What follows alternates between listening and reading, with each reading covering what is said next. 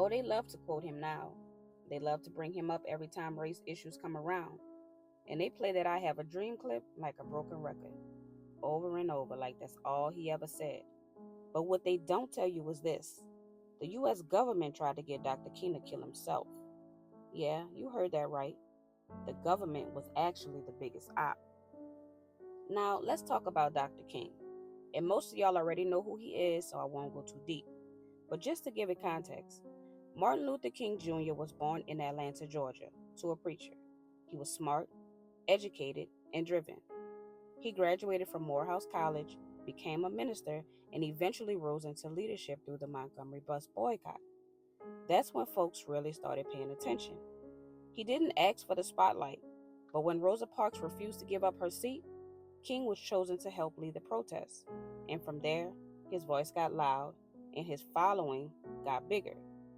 But with that growth came fear, and not from black folks, from the system.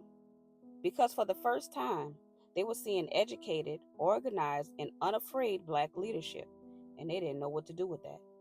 They were used to people staying quiet, used to folks suffering in silence, but now the whole world was watching. So what did they do? They created a secret initiative and gave J. Edgar Hoover full power to handle it. Hoover wasn't just any guy. He was the director of the FBI for decades, and he had an obsession with stopping black progress. He created COINTELPRO, a secret program designed to expose, disrupt, and neutralize civil rights leaders. And rumor has it, Hoover himself was of mixed race. But y'all ain't hear that from me. But you know how it is. Some of the people who hate us the most are the ones trying hardest to deny who they really are. But back to the story. COINTELPRO was real, documented, declassified, and deadly. They bugged phones, they tapped hotel rooms, they spread lies through the press, they even planted people inside movements just to tear them apart from the inside. And of all the groups they could have gone after, the Ku Klux Klan, the White League, the Red Shirts, the big three, the U.S. government chose to focus on Martin Luther King, the preacher, the peace leader, the man with the dream.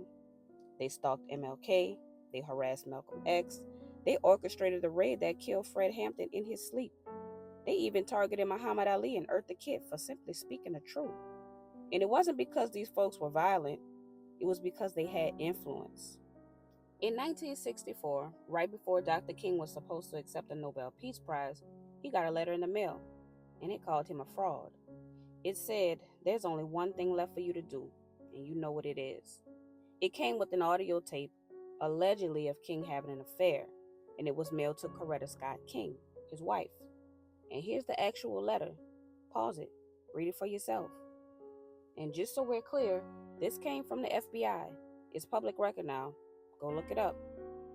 They didn't fear violence. They feared influence. Hoover said the Black Panthers, who were giving kids free breakfast, were the greatest threat to national security. But the Ku Klux Klan, he said they were not a threat to national security, just a local matter. He feared black kids eating more than white men burning crosses in churches. Now, let's talk about why King was even in Memphis. He was there to help. A black sanitation worker had died after being crushed in a garbage truck. It sparked outrage, so the workers went on strike. Dr. King flew in to support them, and that's the kind of man he was, traveling city to city, not for fame, but for people. And while standing up for poor, working class folks, he was assassinated. Now here is where the red flags killed in. The man they said killed Dr. King, James Earl Ray, claimed he was innocent. Not once, not twice, but for years. And here's the thing. Usually when a white nationalist kills a black icon, they don't claim innocence. They brag, they double down, they write books in prison and smile for the camera. But James Earl Ray, he said he was set up. And even the King family believed him.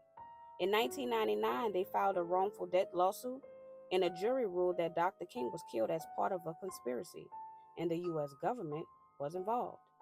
They said a man named Lloyd Jowers helped coordinate the plot, and that Ray was just a scapegoat. To this day, the Department of Justice have never acknowledged it. And yes, they make sure Martin Luther King is in all the textbooks. They name streets after him.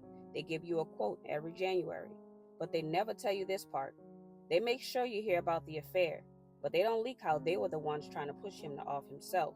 They don't tell you the government helped kill him. And then they tried to bury the truth right along with him.